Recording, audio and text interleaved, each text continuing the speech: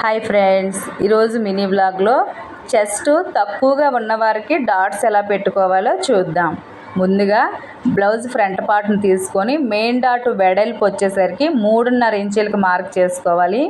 Main dot పొడవు 2.5 ఇంచులకు mark చేసుకోవాలి.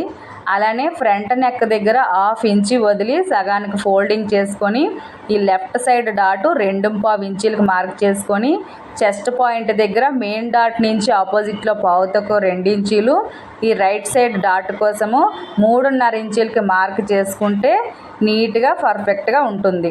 అలానే మనం ఎలా అయితే డాట్స్ పెట్టుకున్నామో అలానే స్కేల్ పెట్టి నీట్గా మరొక డ్రా ఇచ్చుకోవాలి. తక్కువగా చెస్ట్ ఉన్నవారికి ఈ డాట్స్ బాగా కుదురుతుంది. ఇలా ట్రై చేయండి. బ్లౌజ్ ఫ్రంట్ పార్ట్ అద్దినట్టు నీట్గా ఉబ్బుబ్బులుగా లేకుండా కుదురుతుంది. ఈ వీడియో మీకు నచ్చినట్లయితే లైక్ చేసి మన ఛానల్ని సబ్స్క్రైబ్ చేయండి. Thank you for watching.